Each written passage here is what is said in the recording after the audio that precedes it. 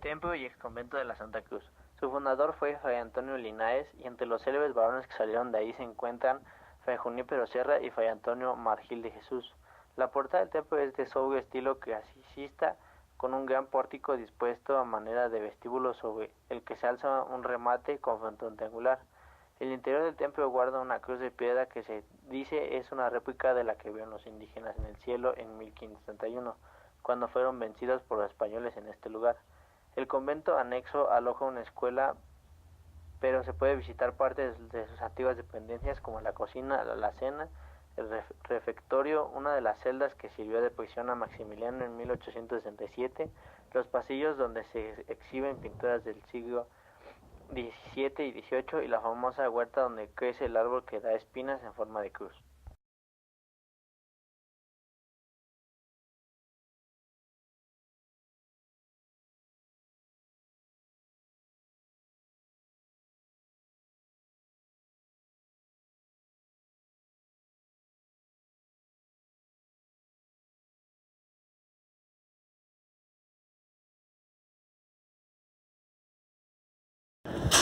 Mira, me gustó mucho porque es muy sencilla la explicación y te voy a decir una cosa, te ubica como en diferentes etapas de la vida de Querétaro, ¿no? O sea, prácticamente desde la época prehispánica, una época muy importante de la dominación española, porque te voy a decir, se habla mucho de la colonia, pero aquí no había colonia, aquí era virreinato.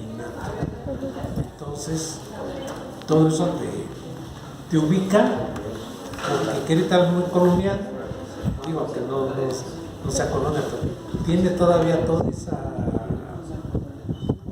tradición, toda esa vivencia que no parece que no transcurrió en el tiempo, Tú vienes aquí y ves, no puedes pensar que haya desde 1700 estén funcionando el convento. Esta niña está muy preparada, bueno, al menos lo que ella te lo platica bien, sencillito, todo lo entendemos. Y pues sí, un ícono de Querétaro, de la ciudad. ¿Y ya había venido antes? Sí, yo sí, ella no, pero yo sí, pero hace mucho tiempo, Lo que pasa es que vienes y luego vuelves a venir y pues ya más o menos te vas acordando de muchos años ya había venido. Sí.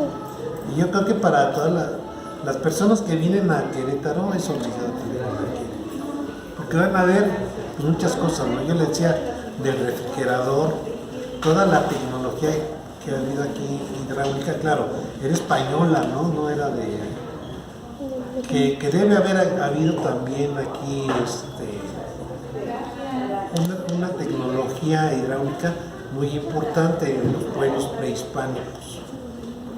Aquí porque, bueno, nosotros vivimos en el pueblito. Entonces ahí hay una pirámide y ahí hay un río que recoge todo el agua que venía de las laderas de dos cerros, de la pirámide y un cerro que está enfrente, que no sé cómo se llama. Y entonces todo eso servía para darle mantenimiento a toda esa parte del valle de Corregidora, que eran tierras muy fértiles, siguen siendo tierras muy fértiles.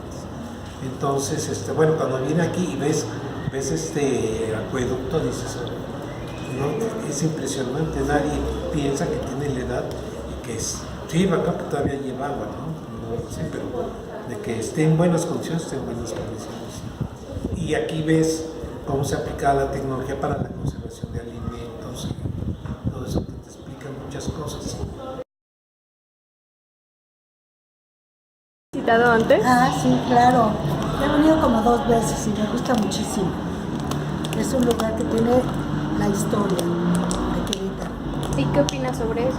Y me encanta porque aquí hubo mezcla de toda la gente que son indígenas y aquí hacen sus festividades.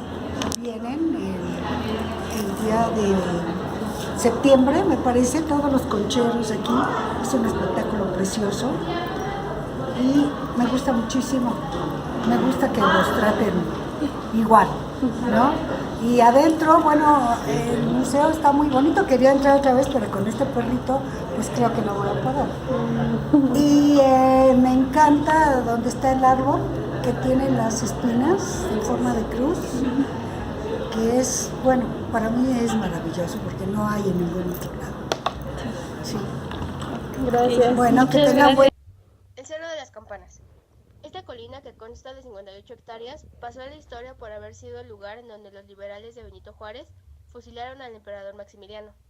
Aquí podemos visitar la capilla, lugar donde sucedió el fusilamiento, y que fue construida por el gobierno de Austria. También está el museo y un monumento a Benito Juárez, siendo una estructura colosal de 13 metros de altura, hecha de piedra volcánica.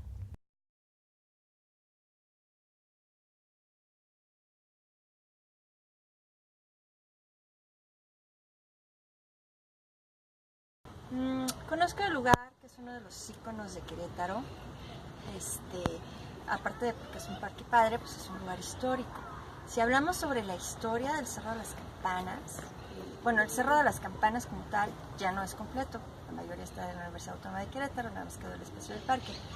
Y tenemos todo lo que es vegetación distinta a la que existió cuando ocurre aquí el hecho histórico que marca el parque. Estamos hablando del siglo XIX. Sin embargo, desde épocas prehispánicas, el Cerro de las Campanas ha llamado la atención por las rocas fonolíticas que poseen, rocas de origen basáltico que producen sonido fonolítico. Se encontraron en tierras otomís, dos tierras otomís aquí, cuando se está construyendo la Universidad Autónoma de Querétaro, que es la que ahora resguarda el Cerro de las Campanas. Y se queda nada más el lugar en donde estamos ahorita ubicados como el parque. Este sitio, como les decía, es icono de Querétaro. Tenemos aquí una capilla que pueden ver en cualquier página de turismo o de cultura, una capilla que representa lo que fue la caída del Segundo Imperio. En la época virreinal, el Cerro de las Campanas pertenecía a la hacienda de la capilla y tenía una, vaya la redundancia, pequeña capilla que tenía una campana. Esta era la zona del barrio otomí, pertenecía a Santa Ana. Entonces, cuando no había misa en Santa Ana, venían a misa a lo que era la hacienda de la capilla. Y por eso le llamaban el Cerro de la Campana, por la campana de la hacienda. Bueno, vamos a hacer foto. Bueno, pasa el tiempo y era la loma del lado poniente, era un punto de orientación hacia Querétaro, ¿sale? Los hicimos, insisto, de la ciudad de Querétaro, que terminaba en lo que es la calle Ezequiel Montes. Para el año de 1867, precisamente en el mes de febrero, van a llegar las tropas imperialistas a refugiarse a Querétaro. México vive una guerra donde estamos los republicanos contra los imperialistas. Benito Juárez ha pedido apoyo a Estados Unidos, por lo tanto los franceses se han retirado, cayendo la mayoría de las ciudades, quedando solo en manos de los imperialistas 4, Querétaro, México, Puebla y Veracruz. Maximiliano de Habsburgo, el segundo emperador de México, decía que Querétaro es una buena opción para refugiarse, tomando como primer cuartel este lugar, ¿vale? Sin embargo, era un cerro, no había absolutamente un lugar donde refugiarse, más que unas cuantas cuevas que había aquí. Por lo tanto, cambia su cuartel al Convento de la Cruz, dejando este como el secundario. Estando aquí en el Cerro de las Campanas, El Museo Regional de Querétaro tiene su sede en un área del antiguo convento grande de San Francisco de Querétaro, que es una de las construcciones virreinales más significativas de México, debido a su importante valor artístico y al papel que desempeñó como centro de evangelización y de promoción cultural para el territorio de lo que actualmente es el estado de Querétaro. Forma parte del centro histórico de la ciudad, declarando Patrimonio Cultural de la Humanidad por la Organización de Naciones Unidas para la Educación y la Cultura. El inmueble histórico data del siglo XVI, el cual tuvo un crecimiento notorio a principios del siglo XVIII.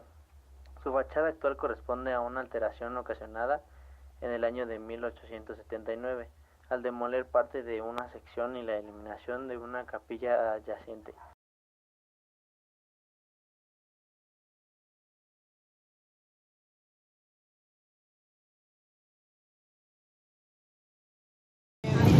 Antes de entrar, No conocíamos nada. ¿les gustó? Sí. ¿Lo recomendarían? Para visitantes foráneos, sí. ¿Y cómo, qué se llevan de visitar el museo? La experiencia que sintieron. Pues primero adquieres mucho nivel cultural y sobre todo conocimientos sobre el área de Querétaro o el estado de Querétaro. Muchas gracias. Gracias. Antes de ser museo era Este lugar pertenecía aquí al templo de San Francisco. Entonces, antes era aquí estaban los sacerdotes, los sanfranciscanos. Mira, ¿cómo se llama? ¿Podría llamar? Era un convento. Convento. El convento de los sanfranciscanos. Era un convento aquí antes de eso. Entonces, pues ya ve que el gobierno, pues ya al rato recoge terrenos y ya para el negocio de ellos mismos. Entonces, por eso precisamente aquí está la historia de Querétaro, la revolución, está Maximiliano, está todo eso.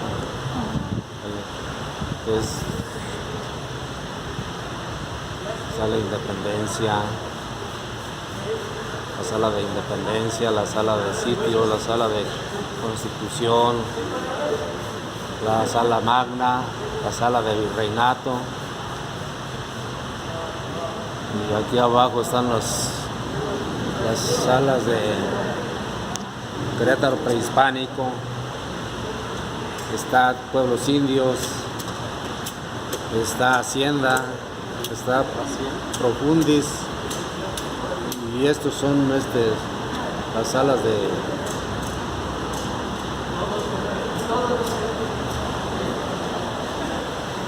temporales, se le llaman. Oh. Y aquí es la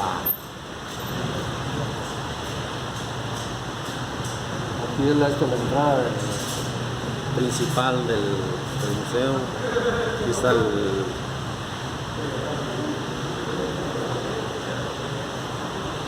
¿Qué pasó, Mario? la capilla. Que los muchachos estos están preguntando qué es lo que era mí.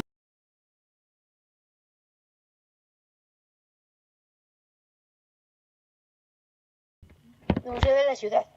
Desde el 14 de febrero de 1997, el inmueble del exconvento de San José de Religiosas Capuchinas asumió una vocación de carácter público al recibir al Museo de la Ciudad, cuya misión privilegia la divulgación del arte contemporáneo, en donde priva la diversidad y tolerancia, dando lugar a una muestra de exposiciones pictóricas, fotográficas, escultóricas, obras de teatro, danza, recitales, así como muestra de performance y muchas actividades más.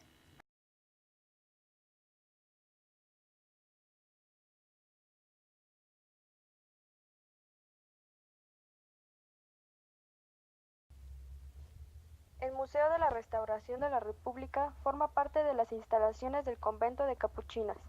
Funcionó también como cuartel, última prisión del emperador de Maximiliano de Habsburgo, casa habitación, academia comercial y oficinas de gobierno.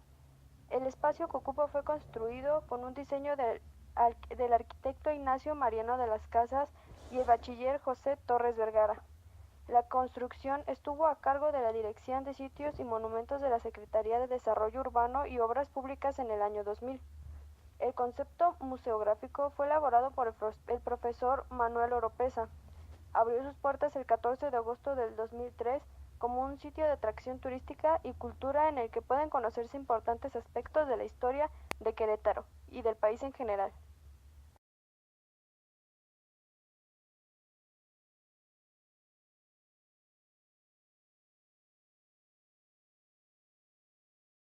De la historia del lugar. ¿Del qué? Del lugar, ajá. ¿Qué conocías? Del museo. El museo fue parte del convento de las Capuchinas. Las Capuchinas llegaron aquí como en 1700 a Querétaro. Ubican al que construyó los arcos. Sí. Bueno, pues ese mismo caballero fue el que dio el dinero, 42,000 pesos de aquel entonces, para construir todo este convento de las pobres capuchinas.